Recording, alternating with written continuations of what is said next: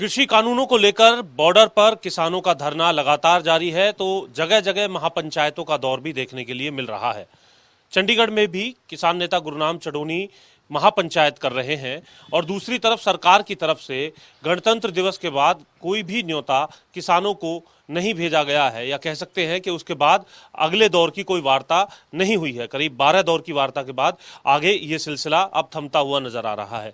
सरकार दूसरी तरफ यह भी कह रही है कि चाहे वो 3 कृषि कानून हो या इसके अलावा जो कदम उठाए हैं, वो तमाम कदम सरकार की तरफ से किसान हितैषी उठाए गए हैं। हमारे साथ सुभाष बराला जी हैं, उनसे जानते हैं। आप चेयरमैन हैं सर, और इस तरीके से जो ये आंदोलन चल रहा है, आज चंडीगढ़ के अंदर भी आज महापंचायत है, क्या कहना चाहेंगे आप? और खासतौर से जो किसान हितैषी की बात कही जा रही है, उसको लेकर के किस तरीके के आंकड़े आप सामने रखना चाहते हैं, जिसको लेकर के किसान आपकी बात पर पूरा भरोसा करें? देखिए, मैं तो एक बात कहना चाहूँगा हमारे सब किसान भाइयों को आपके माध्यम से।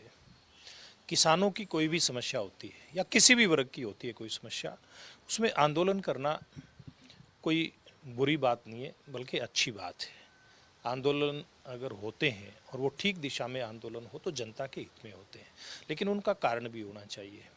अब जैसे जब से देश के अंदर नरेंद्र मोदी जी के नेतृत्व में भारतीय जनता पार्टी की एनडीए की सरकार बनी है, हरियाणा में भारतीय जनता पार्टी की सरकार मुख्यमंत्री मनोहर लाल जी के नेतृत्व में बनी है, तो जो काम किसान के लिए हमारी सरकारों ने किए हैं, चाहे वो स्वामीनाथन आयोग की रिपोर्ट के आधार पे लागत का 1.5 गुना उनको जो एमएसपी है वो देने की बात हो, फसल के बीमे की बात हो। इसमें फिर C2+50 की बात किसान करते हैं। मैं माफी चाहता हूँ, बीच में आपको टोक। नहीं, देखिए, मैं वही कह रहा हूँ ना, सरकार की नीयत आप लोग अगर देखेंगे तो सरकार की नीयत बिल्कुल स्पष्ट है कि किसान हित में पूर्व की सरकारों के काम उठा करके देख लें और हमारी सरकारों को उठा करके देख लें तो पूर्व की सरकारें कहीं टिकती नहीं है, जो आज किसान को बरगलाने का काम करती हैं, किसान को बहकाने का काम करती हैं। अगर हरियाणा की बात करें आप, हरियाणा के 2 साइड में, पंजाब में और राजस्थान में कांग्रेस पार्टी की सरकार है। आज बाजरा 2150 रुपये के रेट के हिसाब से हमारी सरकार ने खरीदा और लोगों ने कोशिश की कि इधर से राजस्थान से और पंजाब से वहाँ की सरकारें जो नहीं खरीद रही वो हरियाणा के अंदर आकर के अपना बाजरा बेचा जाए। इसी प्रकार से अगर हम नरमा की फसल की बात करें, 5725 रुपये का रेट जो हमारी केंद्र सरकार ने नरमा का दिया, हरियाणा के अंदर रिकॉर्ड इसकी खरीद हुई है। और उसका एक परिणाम ये है कि आज एमएसपी से ऊपर आज कपास का रेट किसान को बाजार के अंदर मिल रहा है। 6000 रुपये के आसपास आज आमतौर पे मंडी में कपास हमारी बिक रही है। तो किसान को हमारी सरकार की नीयत समझनी चाहिए। भाई, कांग्रेस की सरकारें आज दोनों साइड में हैं और कांग्रेस पार्टी आज पूरे देश के अंदर किसान को गुमराह करने का काम करती हैं। तो पंजाब और राजस्थान में अपनी पार्टी की सरकारें हैं इनकी, क्यों नहीं किसान को सहूलियत देते? क्यों नहीं वहाँ बाजरे की खरीद उन्होंने की? क्यों नहीं इन्होंने नरमा कपास की खरीद की? तो ये सारे इस प्रकार के सवाल ऐसे खड़े होते हैं जिनका किसानों को उन पार्टी के नेताओं से जो आज उनके मंचों पे आकर के इस आंदोलन को हवा देने का जो काम करते हैं उनसे सवाल भी करना चाहिए। और हमारी सरकार की नीयत को देखते हुए बातचीत के आधार पर इसका समाधान, इस जो आंदोलन चल रहा है इसका किस प्रकार से हो, इस बात का को आगे बढ़ाना चाहिए। आपने जो केंद्र से जो फसल खरीद की बात की, कपास का जिक्र आपने किया, बाजरे का किया, इसको लेकर के आप क्या मानते हैं? ये पहले से ये खरीद हो रही थी? क्योंकि पहले एक खबर सामने आई थी जब आप केंद्रीय मंत्री स्मृति ईरानी से मिले थे और उस वक्त आपने ये विषय सामने रखा था। क्या उससे पहले भी ये खरीद होती थी या उस समय कुछ और आंकड़े? देखिए, खरीदें पहले भी होती रही हैं, लेकिन इस बार जो रिकॉर्ड खरीद हुई है वो एक, मैं समझता हूँ, हमारे प्रदेश के लिए एक बहुत बड़ी बात है। केंद्रीय मंत्री बहन स्मृति ईरानी जी जो मतलब किसान के प्रति, आम आदमी के प्रति बहुत संवेदनशील हैं।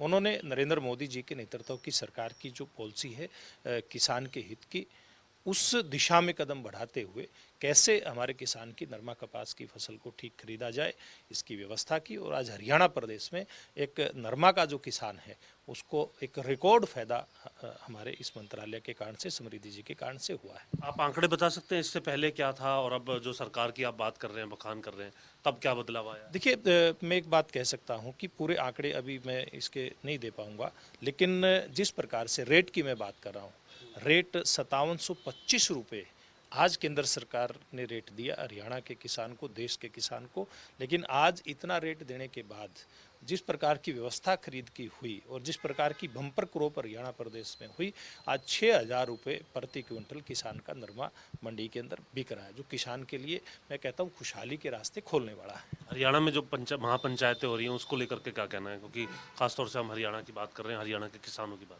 देखिए, मैं तो एक बात कहना चाहूँगा, किसान के हित में कोई भी इस प्रकार की पंचायतें आंदोलन होते हैं, वो कोई उसमें दिक्कत नहीं है, लेकिन जो सरकारें देश के अंदर रही और जो वर्तमान की सरकार है, उसकी नीयत की तुलना भी हमारे किसान भाई को, मजदूर भाई को करनी चाहिए। और आज जिस प्रकार से बहुत सारे राजनीतिक लोग किसान को गुमराह करने का प्रयास करते हैं, हमसे सवाल पूछते हैं कि किसान, हम उस बात का जवाब देते हैं, मीडिया के बंधु हमसे सवाल करते हैं, उसका जवाब देते हैं, लेकिन विपक्ष के लोग जो गुमराह कर रहे हैं उनसे भी सवाल करना चाहिए, किसानों को भी सवाल करना चाहिए, मीडिया को भी सवाल करना चाहिए कि हमारी सरकार आने से पहले किस प्रकार से किसान की दुर्दशा थी और नरेंद्र मोदी जी के नेतृत्व में जब से एनडीए की सरकार आई है, कैसे किसान को हर क्षेत्र में उसको लाभ मिले। इस बात का प्रयास, बहुत सफल प्रयास इस बारे में हुआ है।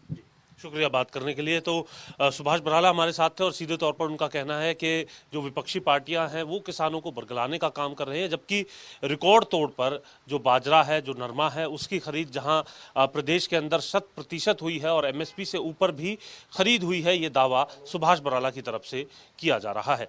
चंडीगढ़ से कैमरामैन सुखपाल के साथ जितेंद्र चौधरी, खबरें अभी तक।